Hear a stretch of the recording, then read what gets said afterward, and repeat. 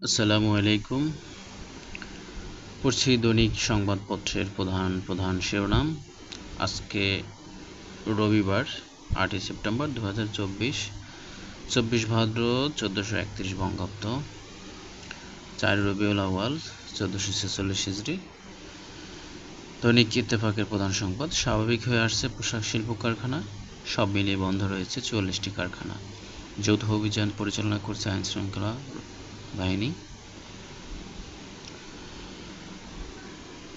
তদন্তের নামে ফেলে রাখা হয়েছে এক যুগ, চার্জশিট দাখিলের সময় পিছিয়েছে ১১১ বার। র্যাবের কাছ থেকে নিয়ে অন্য সংস্থা দিয়ে তদন্ত করানো দাবি। সীতাকুণ্ডে জাহাজ ভাঙা কারখানায় বিস্ফোরণ, ১৩ শ্রমিক অগ্নিদগ্ধ। বিপুল অস্ত্র এখনও বাইরে, বাড়ছে নিরাপত্তা সংকট। যৌথ অভিযানে উদ্ধার হয়েছে ৫৩টি, গ্রেপ্তার ২৫ স্নাইপার রাইফেল সহ ২০০০ অস্ত্র উদ্ধার হয়নি। গণভবনকে জাদুকর করতে কমিটি হচ্ছে, গণঅভ্যুত্থান আর ১৬ বছরের নিপীড়নের চিত্র থাকবে, বললেন তথ্য উপদেষ্টা। রাঘব বোয়ালদের ধরতে সরকার কঠোর উদ্যোগ নিচ্ছে, বললেন অর্থ উপদেষ্টা। বাজার কারসাজিদের বিরুদ্ধে সরকার কঠোর অবস্থানে রয়েছে। আমরা শান্তিতে থাকতে না পারলে আপনার প্রার্থী ব্যর্থ হবে, বললেন চট্টগ্রামের সন্তান সম্প্রদায়ের বিক্ষোভ। এই ছিল দৈনিক ইত্তেফাকের প্রধান সংবাদ। এবার দেব দৈনিক যায় দিনের সংবাদ। পিলখানা হত্যাকাণ্ডের প্রকৃত ঘটনা মানুষ জানতে পারেনি, ১৫ বছর পর মুখ খুললেন সাবেক সেনাপ্রধান মঈনু আহমেদ।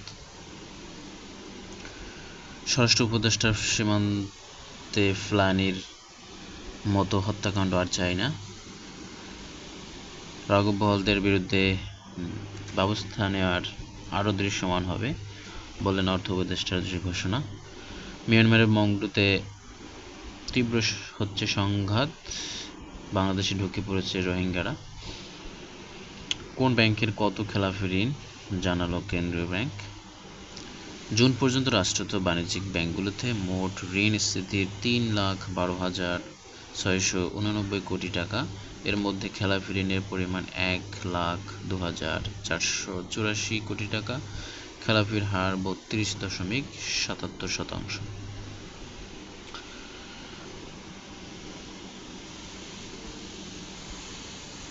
খুলছে অধিকাংশ পোশাক কারখানা, ১৭ কারখানার ছুটি। শনিবার সকাল থেকে শিল্পাঞ্চলে কোথাও কোনো অপ্রীতিকর ঘটনার খবর পাওয়া যায়নি। প্রায় সব শিল্প কারখানা কার্যক্রম চালু রয়েছে। শিল্পাঞ্চলে যে কোনো ধরনের অপ্রীতিকর ঘটনা এড়াতে কারখানাগুলোর সামনে মোতায়েন করা হয়েছে অতিরিক্ত পুলিশ সদস্য। শ্রমিক হতাহতের ঘটনায় দায় প্রশাসন, পুলিশ ও মালিক পক্ষের। এই ছিল দৈনিক যায় দিনের সংবাদ। বাংলাদেশ প্রতিদিন: আবাসন শিল্পে বিপর্যয় ঝুঁকিতে ৪৫৮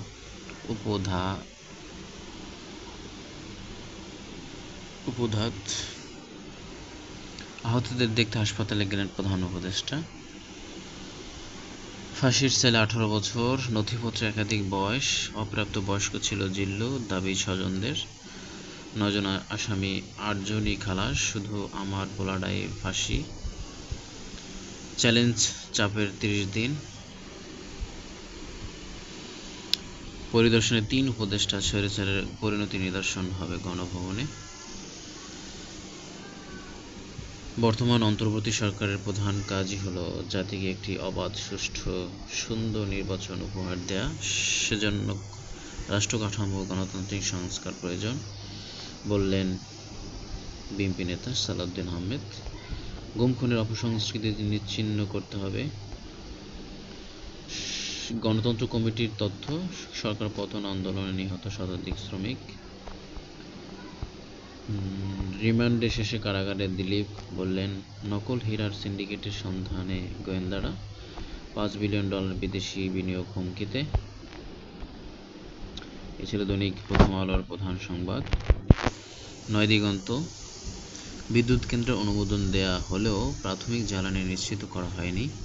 নবায়নযোগ্য প্রকল্পের উপর নির্ভরশীলতা বাড়াতে হবে। প্রতি বছর সাশ্রয় হবে ১০,০০০ কোটি টাকা। যুক্তরাজ্য, আমিরাত, সৌদি ও ফিনল্যান্ডে আশ্রয় খুঁজছেন প্রধানমন্ত্রী শেখ হাসিনা।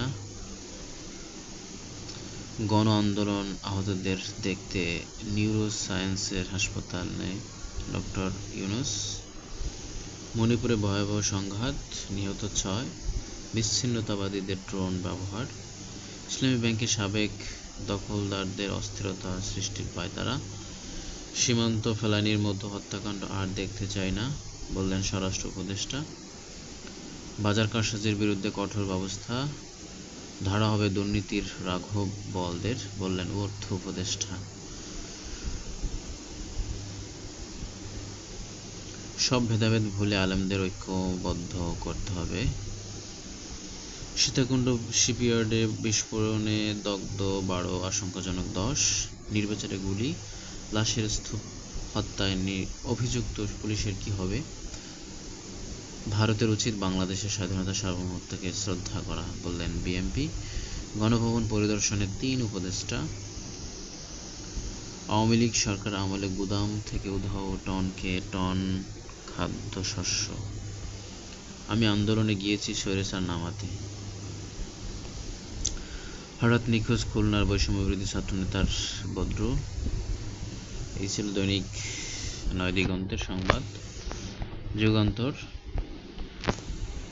লোক দেখানো কাজে দুদক, মন্ত্রী এমপিদের দুর্নীতি ও অর্থ পাচারের অনুসন্ধান। ৬৯ ব্যক্তির সম্পদের অনুসন্ধান। ৩১ জনের দুর্নীতির ফাইল অনেক আগে থেকেই পড়েছিল। গত ১৫ বছরে অনুসন্ধান করে যাদের ক্লিনচিট দিয়েছে কমিশন, ফের তালিকায় তাদের নাম। লোক দেখানো কাজে খুশি হয়ে দুদক ঢেলে সাজানো প্রক্রিয়া থেকে সরে আসা যাবে না, বললেন ডক্টর ইফতেখারুজ্জামান। আহতদের দেখতে নিউরোসায়েন্স হাসপাতালে প্রধান উপদেষ্টা। ডক্টর ইউনূস সরকারের ১ মাস, স্থিতিশীলতার দিকে এগিয়ে যাচ্ছে নতুন বাংলাদেশ। রাষ্ট্র সংস্কার যৌক্তিক সময় পরই নির্বাচন, বললেন সমন্বয়ক সার্জিস আলম। গণভবন পরিদর্শনে ৩ উপদেষ্টা। জাদুঘরে থাকবে গণঅভ্যুত্থান ও ১৬ বছরের নিপীড়নের চিত্র। রাজনাথের মন্তব্যে ঢাকায় প্রতিক্রিয়া। গাজা কিংবা ইউক্রেনের সঙ্গে বাংলাদেশের তুলনা অনুচিত। প্রতিবেশী দেশের নেতাদের কাছে সভায় দায়িত্বশীল আচরণ আশা করে। কয়লায় কৌশলে লুট, ৭৫১ কোটি টাকা। মিয়ানমারে বেড়েছে সংঘাতের তীব্রতা। বাংলাদেশে ঢুকেছে ১০,০০০ রোহিঙ্গা। অনুসন্ধানের জন্য দুদকে ২ সদস্যের টিম গঠন। তথ্য চেয়ে পেট্রোবাংলার কাছে চিঠি। সাবেক জ্বালানি সচিব রাহমাতুল মুনিম ও পেট্রোবাংলার পরিচালক কামরুজ্জামান সিন্ডিকেটের হত্যা। এ ছিল দৈনিক যুগান্তরের সংবাদ। দৈনিক সমকাল, সংস্কার একাধিক উদ্যোগে বাস্তবায়ন বড় চ্যালেঞ্জ। ২৫ দিনে ১৪২ মামলা, হাসিনার নামেই ১২৬। আন্দোলনের সময় হত্যাকাণ্ডের বিচার। ১ দশক পর সম্পদের হিসাব দিলেন কর্মকর্তারা। খতিয়ে দেখা হবে আগামী সপ্তাহ থেকে। জাতীয় অর্থোপেডিক হাসপাতাল ও পুনর্বাসন প্রতিষ্ঠান ফের নতুন কেনার প্রস্তাব হাসপাতাল কর্তৃপক্ষের। ফেলে রেখে বিকল ৩৬ কোটি টাকার যন্ত্র। এখনও কাটছে না বিএনপি নেতাকর্মীর মামলার ফাঁড়া। ঘরোয়া বিবাদে অনেক মামলায় দলীয় নেতাকর্মীর নাম। অনেক ক্ষেত্রে আওয়ামী লীগ নেতাদের সঙ্গে আঁতাত। বাদ যাচ্ছে না নিরীহ ও সাধারণ মানুষও।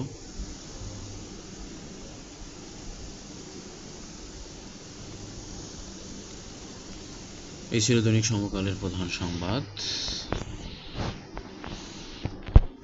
দৈনিক আজকের পত্রিকা। ১,০০০ কোটি টাকা গচ্ছা।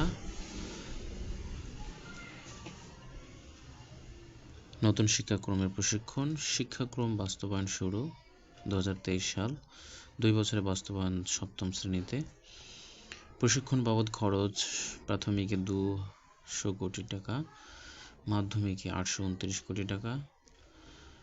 শিক্ষক প্রশিক্ষণ প্রাথমিকে ৭.৫ লাখ, প্রাথমিক ৫ লাখ। প্রশিক্ষণের কার্যকারিতা নিয়ে প্রশ্ন শিক্ষাবিদদের। মার্চে পুরোদমে চালু হতে পারে ৩য় টার্মিনাল। আন্দোলনে আহতদের দেখতে হাসপাতালে প্রধান উপদেষ্টা। আর্থিক খাতের রাঘববোয়ালদের ধরব, বললেন অর্থ উপদেষ্টা।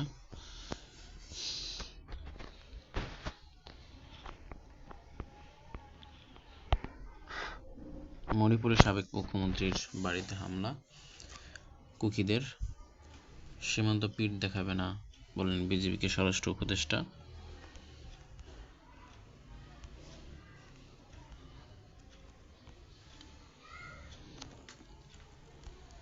চাকরিদের বয়স ৩৫ করার দাবি, শাহবাগ মোড় অবরোধ, দুর্ভোগে সাধারণ মানুষ।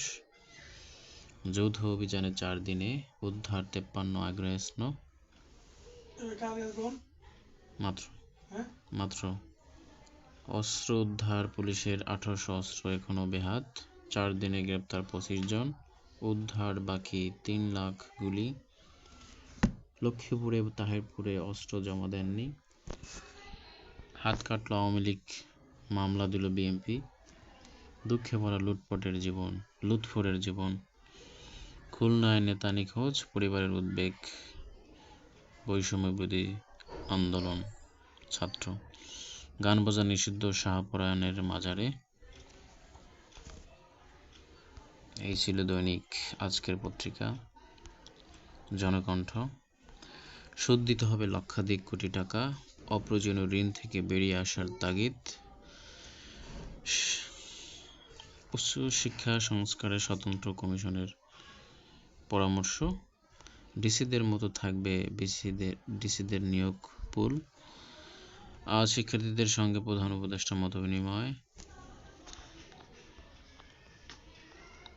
জাতিসংগীত নিয়ে কটাক্ষ না করার আহ্বান। গণভবনকে জাদুঘরে রূপান্তর ১ সপ্তাহের মধ্যে শুরু। সীতাকুণ্ডে জাহাজ ভাঙা, কারখানায় বিস্ফোরণে দগ্ধ ১২ জন। বাজার কারসাজি নিয়ন্ত্রণে কঠোর সরকার, কোনোভাবে দুর্নীতি সহ্য করা হবে না, বলেন স্বরাষ্ট্র উপদেষ্টা। বিতর্ক সৃষ্টি হয় এমন কাজে হাত দেবে না সরকার, জাতীয় সংগীত পরিবর্তন প্রসঙ্গে ধর্ম উপদেষ্টা। এই ছিল দৈনিক জনকণ্ঠের খবর। Kaler Kantho. Offshore banking. Offshore ব্যাংকিংয়ে বাংলাদেশের যাত্রা শুরু ১৯৮৫ সালে। কার্যক্রম পরিচালনা করছে ৪২টি ব্যাংক, ৬৩টি ইউনিটের মাধ্যমে।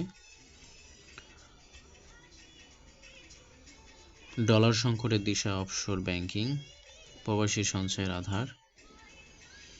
৮ মাত্রা আমানত রাখার সুযোগ, ব্র্যাক ব্যাংকের অফশোর ব্যাংকিং সবচেয়ে নিরাপদ।